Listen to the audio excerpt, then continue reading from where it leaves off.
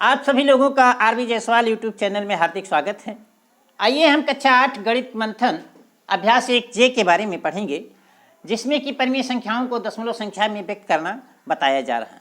इससे पहले कि अगर आप लोग हमारे यूट्यूब चैनल में नए हैं और हमारे चैनल को सब्सक्राइब नहीं किया है तो जल्दी से सब्सक्राइब कर लीजिए और बेल आइकन को भी दबा लीजिए, जिससे कि आने वाले वीडियो का नोटिफिकेशन आपको मिलता रहे।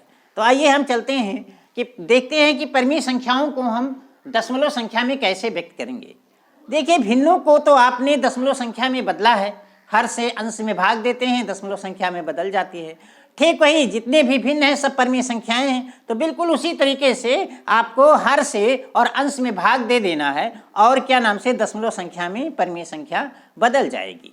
देखिए, अब दशमलव संख्या में जब हम बदलते हैं परिमेय संख्या को या भिन्न को, जब दशमलव संख्या में हम बदलते हैं तो हमें 2-3 तरीके से मिलती हैं। ये 2 प्रकार से मिलती है। एक तो है एक शांत दशमलव, शांत दशमलव संख्या। मतलब ये है कि जब हम भाग देते हैं अंश में हर से भाग देते हैं और भाग देते देते कट जाती है, खत्म हो जाती है संख्या। जैसे मान लीजिए कि 3 में अगर हम 5 से भाग दें तो 5 से भाग देंगे तो देखिए 0.6 इसका उत्तर आ जाएगा। मतलब अब इसके बाद शेष कुछ नहीं बचा।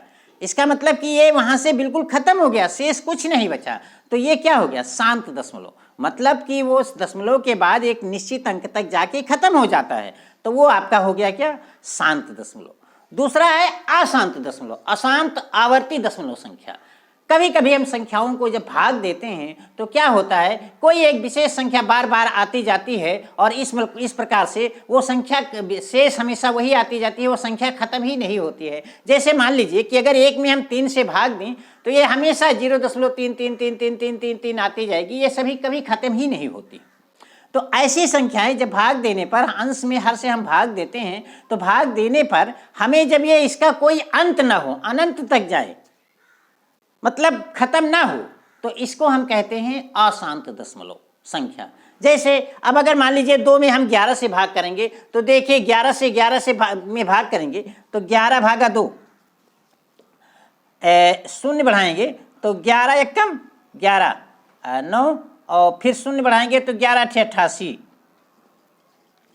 2 फिर शून्य। अब देखिए 2 बार बार आता जाता है, मतलब कि 0.18181818 बार बार आता जाता है। यहाँ देखिए पहले वाले में सिर्फ एक संख्या का बार बार आती थी, लेकिन दूसरे वाले में 2 संख्याएं बार बार आती हैं। तो इस प्रकार से जब हमें संख्या प्राप्त होती है तो इसे हम कहते हैं अशांत दशमलव। और अशांत दशमलव 2 तरीके से होता है। एक होता है आपका शुद्ध अशांत आवर्ती दशमलव संख्या। अभी तक ये जो उदाहरण आपको दिखाए ये शुद्ध अशांत आवर्ती दशमलव संख्या है। दूसरा है आपका मिश्रित अशांत आवर्ती दशमलव संख्या। इसमें क्या होता है, कभी कभी हम संख्याओं से जब हम भाग करते हैं तो दशमलव के बाद एक आध संख्या आ जाती है, उसके बाद जब संख्याएं आती है वो क्या नाम से बार बार आती जाती हैं। जैसे मान लीजिए 1/6 है, अगर 6 से हम 1 में भाग करते हैं तो सबसे पहले 0.1 एक बार आ जाती है, उसके बाद 6 बार बार आती जाती है। तो अगर इस प्रकार से हमें संख्याएं मिलती हैं तो हम इसे क्या कहते हैं? मिश्रित अशांत आवर्ती दशमलव संख्या। अरे इसमें एक चीज और आपको जान लीजिए कि जब आपका ये अशांत आवर्ती दशमलव संख्या आती जाती है तो इसे व्यक्त कैसे करते हैं। देखिए 1 में अगर 3 से भाग करते हैं तो 0.3333333 ये अनंत तक आती जाती हैं। तो इसे व्यक्त करने के लिए हम क्या करते हैं कि 3 पे एक अगर खड़ी पाई रेखा खींच देते हैं तो ये इसको व्यक्त करने का एक तरीका ये है। दूसरा तरीका ये है कि हम 3 पे एक बिंदी रख देते हैं, मतलब ये 3 पे बिंदी रखने का मतलब ये 3 बार बार आएगी। यहाँ देखिए 3 पर रेखा खींचने का मतलब यही 3 बार आएगी। इसी प्रकार से देखिए इसमें देखिए 1 8 1 8 1 8। अब यहाँ देखिए 1 8 पे हम 18 पे मतलब 1 8 दोनों पे एक लाइन खींचा और दोनों पे एक बिंदी हमने रखा। यहाँ क्या होता है, जब एक से ज्यादा संख्या का रिवीजन हो तो फर्स्ट संख्या और लास्ट संख्या पे हम बिंदी रख देते हैं। इसका मतलब कि यहाँ से लेके यहाँ तक ये बार बार आएगी। जैसे मान लीजिए आपका आता है 2 3 4 5, फिर 2 3 4 5, इस प्रकार से अगर आता है तो हम 2 पे बिंदी रख देंगे, 5 पे बिंदी रख देंगे। मतलब कि इसको हम लिख सकते हैं 2 पे बिंदी 3 4 5, यानी 2 पे बिंदी रख देते हैं और 5 पे बिंदी रख देते हैं। इसका मतलब कि 2 से 5 तक ये संख्याएं लगातार आती जाती हैं। चलिए देखिए अभ्यास 1 जे के सवाल नंबर 1 पे कहते हैं कि निम्नांकित परिमेय संख्याओं को दशमलव रूप में व्यक्त कीजिए। ये देखिए 4 परिमेय संख्याएं दी गई हैं, 11/3, 17/5, 19/6 और 3/8। इनको आपको दशमलव संख्या में व्यक्त करना है। तो आइए हल करते हैं। हम पहले पार्ट को लेते हैं 11/3। अब देखिए 11/3 मतलब हम 3 से 11 में भाग करते हैं और हम देखते हैं कि जब 3 में 3 बार गुणा करते हैं, 3 त्रिका 9, 2 आता है शेष, फिर शून्य बढ़ाते हैं और यहाँ दशमलव उतारते हैं, शून्य बढ़ाते हैं तो 3 6 18, फिर 2 आता है, फिर हम 6 बार ले जाते हैं, फिर 18 आता है, फिर घटाने पर हम 2, मतलब ये 2 क्रमशः आता जाता है और इस प्रकार से हमको उत्तर क्या मिलता है 3.6666666 ये अनंत तक मिलता है। ये कौन सी दशमलव संख्या है? ये अशांत आवर्ती दशमलव संख्या है। क्या है? अशांत आवर्ती दशमलव संख्या है। तो इसे हम 11/3 को क्या ले सकते हैं 3.66666, या इसे हम इस प्रकार से भी लिख सकते हैं कि 3.6 पे एक रेखा खींचकर, या इसे इस प्रकार से भी दिखा सकते हैं कि 3.6 पर एक बिंदी रखकर, 6 पर एक बिंदी रखे चाहे रेखा खींचे, इसका मतलब कि ये 6 संख्या बार बार आती जाती है। ठीक इसी प्रकार से देखिए दूसरा पार्ट 17/5 दिया गया है। तो जब हम 5 से 17 में भाग देते हैं तो देखिए हमको 3.4 मिलता है और 3.4 मिलता है। देखिए ये कट के खत्म हो गया, कट के खत्म हो गया, मतलब कि 17/5 बराबर 3.4। देखिए जब ये कट के खत्म हो गया इसका मतलब ये क्या है? ये शांत दशमलव है। अगला देखिए दिया गया है 19/6। अब 6 में जब हम 6 से 19 में भाग करते हैं तो देखिए सबसे पहले देखिए 6 त्रिक 18 और 1 उतारते हैं, फिर दशमलव बढ़ाते हैं, फिर शून्य बढ़ाते हैं, 6 एकम 6, फिर 4 बढ़ाते हैं, मतलब यहाँ उसके बाद देखिए 6 बार ले जाते हैं तो 36 होता है, फिर 4, मतलब ये 4 क्रमशः हमेशा आता जाता है और हमें इसका जो भागफल मिलता है 3.1666, यानी ये 6 बार बार आपका आता जाता है, 6 ये आपका बार बार आता जाता है। यहाँ ये गौर कीजिए कि ये आपका क्या है, यहाँ देखिए दशमलव के बाद तो 1 2 अंक है, 1 6 6 6, लेकिन सिर्फ 6 का क्या हो रहा है? रिवीजन बार बार हो रहा है, बाकी 1 का नहीं हो रहा। तो ये आपका मिश्रित अशांत आवर्ती दशमलव हो गया। अब देखिए इसको हम इस प्रकार से भी लिख सकते हैं कि 3.1 और 6 पर एक रेखा खींचकर, या 3.1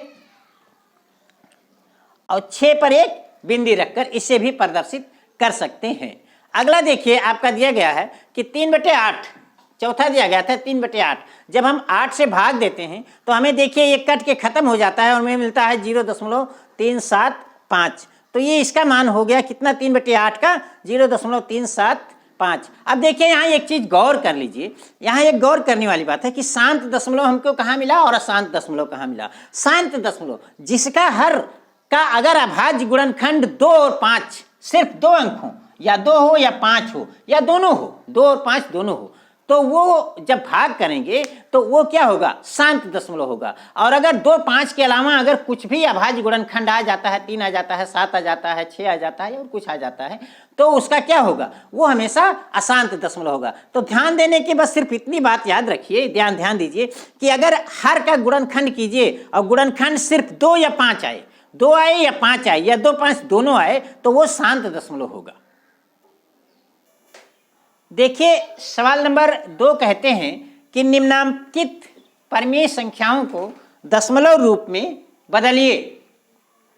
देखिए ये 4 सवाल दिए गए हैं, 5/4, 15/2, 16/5 और 5/9। यहाँ आप देख रहे हैं कि ऋणात्मक संख्याएं दी गई हैं। इसके पहले वाले में धनात्मक परिमेय संख्या थी और यहाँ ऋणात्मक परिमेय संख्याएं हैं, इसको आपको दशमलव रूप में बदलना है। तो देखिए आप धनात्मक परिमेय संख्या हो चाहे ऋणात्मक परिमेय संख्या हो, दशमलव के रूप में बदलने में एक दोनों की प्रक्रिया समान है, सिर्फ हम दशमलव पहले हटा देते हैं, जब आंसर लिखते हैं तो दशमलव लिख देते हैं। जैसे देखिए 5/4 है तो हम यहाँ देखिए अंश आपका 5 है और हर 4 है, तो यहाँ हम 5 में 4 से भाग कर देते हैं और जो आता है तो उसके पहले हम माइनस चिन्ह लगा देते हैं, बस 5/4 का यह आपका क्या नाम से दशमलव संख्या में हो गया। तो देखिए हम 5 में 4 से भाग करते हैं, हमको मिलता है 1.25। तो इसका मतलब कि 5/4 बराबर क्या हो जाएगा 10 माइनस 1.25। ठीक इसी प्रकार से देखिए यहाँ देखिए 15/2 दिया गया है, तो ऋण पहले हटा देते हैं, 2 से 15 में भाग कर देते हैं और 2 से 15 में भाग कर देते हैं तो देखिए 7.5 आता है। और जो कि ऋण 15/2 का निकालना है तो ऋण चिन्ह पहले लग गया तो यहाँ भी ऋण लग जाएगा, यानी 15/2 बराबर 7.2। अगला सवाल ठीक इसी प्रकार से ये देखिए, यहाँ देखिए ऋण क्या किया गया 16/5, तो यहाँ 5 से 16 में भाग कर देते हैं, 5 से 16 में भाग करते हैं तो हमको 3.2 मिल जाता है। लेकिन चूंकि ऋण 16/5 है तो 3.2 के पहले हम ऋण लगा देंगे, तो ये आपका उत्तर हो गया। और अगला देखिए, यहाँ देखिए ऋण 5/9 दिया गया है, तो 9 से हम 5 में भाग कर देते हैं। 9 से 5 में अगर भाग कर देते हैं तो देखिए 0.55555 ही मिलता जाता है। मतलब कि आपका ऋण 5/9 क्या हो जाएगा, -0.55555, ये बार बार आता जाएगा। अब देखिए इसे हम इस प्रकार से भी प्रदर्शित कर सकते हैं कि अगर दशमलव के बाद 5 है, 5 चूंकि बार बार आ रहा है तो 5 पे हम या तो एक रेखा खींच दें या तो एक बिंदी रख दें, इस प्रकार से भी हम प्रदर्शित कर सकते हैं। यहाँ भी देख लीजिए, तो इन सभी में अगर गौर कीजिए तो देखिए पहला, दूसरा और तीसरा, इसका जो सार्वजनिक हर का गुणनखंड था सिर्फ 2 या 5 था। देखिए इसके सिर्फ 2 गुणे 2 यानी 2 था, इसके 2 है, ये है, इसके 5 है। तो जहां गुणनखंड 2 और 5 मिलते हैं वो शांत दशमलव होता है। देखिए ये शांत दशमलव था, ये शांत दशमलव था, ये शांत दशमलव था। लेकिन इसमें देखिए 2 और 5 इसके गुणनखंड नहीं है, ये अशांत दशमलव हो गया। देखिए सवाल नंबर 3 कहते हैं कि निम्नांकित परमीय संख्याओं में से कौन कौन सी संख्याओं को शांत दशमलव में निरूपित किया जा सकता है। यहाँ देखिए आपको सिर्फ ये देखकर बताना है कि कौन कौन सी संख्याओं को आपको शांत दशमलव में निरूपित किया जा सकता है। तो हमने आपको बताया है कि शांत दशमलव में निरूपित वही संख्याएं हो सकती हैं जिसका हर का गुणनखंड सिर्फ 2 और 5 हो। तो आइए हम हर का गुणनखंड कर लेते हैं। अगर 2 और 5 है तो वो शांत दशमलव होगा, 2 5 के अलावा है तो शांत दशमलव नहीं होगा। तो आइए देखते हैं इसका। देखिए पहले वाले का हर दिया गया है 4, और 4 का जब गुणनखंड करते हैं तो पाते हैं कि ये 2 गुणे 2 है, मतलब कि ये इसका गुणनखंड सिर्फ 2 है। इसका मतलब कि ये क्या होगा, शांत दशमलव होगा। ये क्या होगा, शांत दशमलव होगा। अगला देखिए दिया गया है 11/8, और 11/8 का जब हम गुणनखंड करते हैं तो 2 गुणे 2 गुणे 2, यानी इसका गुणनखंड सिर्फ 2 ही आता है 3 बार। इसका मतलब कि ये भी शांत दशमलव है। आपका पहला भी शांत है, आपका दूसरा भी शांत दशमलव आता है। अगला देखिए दिया गया है ऋण 27/4। देखिए 4 का जब गुणनखंड करते हैं तो 2 गुणे 2 बार आता है। इसका मतलब कि ये शांत दशमलव है, मतलब कि ये आपका तीसरा भी शांत दशमलव का आता है। अगला देखिए दिया गया है कि ऋण 33/10। अब 10 इसके हर को अगर हम गुणनखंड करते हैं तो इसे लिख सकते हैं 2 गुणे 5। तो यहाँ देखिए जब हमने बताया था कि 2 आए या 5 आए या दोनों आए, तो यहाँ देखिए इसका गुणनखंड 2 और 5 दोनों आता है। इसका मतलब कि यह भी शांत दशमलव का शांत दशमलव है। और अगला देखिए कि आपका यहाँ देखिए कि दिया गया है 2/7, और 7 का यहाँ जब हम गुणनखंड करते हैं तो क्या होता है 1 गुणे 7, यानी 2 और 5 इसके गुणनखंड में आता है। इसका मतलब कि ये आपका शांत दशमलव में नहीं है। और अगला देखिए दिया गया है 15, 6/15। 6/15 मतलब अगर 15 का हम गुणनखंड करते हैं तो 3 गुणे 5 आता है। इसका मतलब इसमें 5 तो आता है, सॉरी, लेकिन 3 नहीं आता, 2 नहीं आता है, 3 आ जाता है। इसका मतलब कि ये भी क्या है, अशांत दशमलव है, शांत दशमलव नहीं है। तो इस प्रकार से देखिए 1/4 और 11/8, और यहाँ सारी 1 अंक छूट गया, ऋण 27/4। ये 4 आपके शांत दशमलव संख्या में निरूपित किए जा सकते हैं। देखिए सवाल नंबर 4 कहते हैं कि 1/2 धन 1/3 धन 1/5 के योगफल को यदि दशमलव संख्या में बदलें तो यह शांत होगा अथवा अशांत। तो आइए इसे हल करते हैं, लेकिन इसको आप सिर्फ देखकर ही बता सकते हैं कि अगर मान लीजिए 1/2 धन 1/3 धन 1/5 इनको जोड़ेंगे तो हर बराबर है नहीं। तो हर बराबर है नहीं तो इसमें 5 और 3 और 2 का आप लासा निकालेंगे। क्या निकालेंगे, लासा निकालेंगे। तो लासा निकालेंगे तो आपका कितना आ जाएगा 30, और 30 का अगर गुणनखंड करते हैं तो यही आपका मिलेगा 5 गुणे 2 3 गुणे 2। तो यहाँ देखिए जब शांत दशमलव कौन होगा, शांत दशमलव होगा जिसमें गुणनखंड 2 और 5 हो, लेकिन इसमें 2 और 5 के अलावा 3 भी है। क्या है, 3 भी है। इसका मतलब कि ये शांत दशमलव जोड़ने पर जो भी उत्तर मिले इसका ये शांत दशमलव तो नहीं हो सकता है, क्योंकि इसमें एक गुणनखंड आपका 3 मिल गया, 2 और 5 ही मिलता, सिर्फ 2 या 5 या दोनों मिल जाता, तब तो यह अशांत दशमलव हो जाता। लेकिन चूंकि इसमें एक गुणनखंड क्या मिल गया, 3 मिल गया, तो इसलिए यह शांत दशमलव नहीं होगा, क्या होगा, अशांत दशमलव होगा। आइए इसे हल करके आप देख भी सकते हैं। हमने हल किया, हल करने के बाद ये 30 आया, इसमें 15 से गुणा किया, इसमें 1 से गुणा किया, इसमें 10 से गुणा किया, इसमें 6 से गुणा किया, और आपका 15, 10, 25 और 6 31/30 आया। फिर 30 से 31 में भाग किया, हमको 1.0333 आया। मतलब ये अशांत दशमलव है, और अशांत दशमलव तो आप यही देखकर बता सकते हैं। देखिए सवाल नंबर 5 कहते हैं कि निम्नांकित परमीय संख्याओं में से किस किस को शांत दशमलव संख्या में निरूपित नहीं हो सकता। किस किस को, माने कौन कौन सी संख्या शांत दशमलव में निरूपित नहीं हो सकती। यहाँ देखिए 27/7 दिया गया है, 5/6 दिया गया है, 7/15 दिया गया है, 3/7 दिया गया है, 5 सही 3/4 दिया गया है। तो आइए देखते हैं इनके हर का गुणनखंड करते हैं। तो देखिए 7, इसका हर 7 है और 7 का गुणन करते हैं तो 1 × 7। इसका हर 6 है तो 6 का गुणनखंड करते हैं तो 2 × 3। इसका हर 15 है तो 15 का गुणनखंड करते हैं तो 3 × 5। और इसका हर 7 है तो 7 का गुणनखंड 1 × 7। और इसका हर 4 है, इसका मतलब 4 का गुणनखंड 2 × 2। अब गुणनखंड करने पर हमको क्या मिलता है, सिर्फ एकमात्र संख्या ये 4 है जिसके गुणनखंड 2 और 2 हैं। बाकी सभी में 2 और 2, सिर्फ 2 या 5 नहीं है। इसका मतलब सिर्फ 2, ये लास्ट वाली यही संख्या है, इस संख्या यही शांत दशमलव में निरूपित हो सकती है, शेष शांत दशमलव में निरूपित नहीं हो सकती है। इसका मतलब कि 27/7 और 5/6, 7/15 और 3/7 को शांत दशमलव संख्या में निरूपित नहीं किया जा सकता है। देखिए सवाल नंबर 6 कहते हैं कि अपनी अभ्यास पुस्तिका में निम्नांकित कथनों के सम्मुख सत्य के लिए सही का निशान और असत्य के लिए गलत का निशान लगाइए। तो चलिए एक एक टॉपिक हम पढ़ते हैं।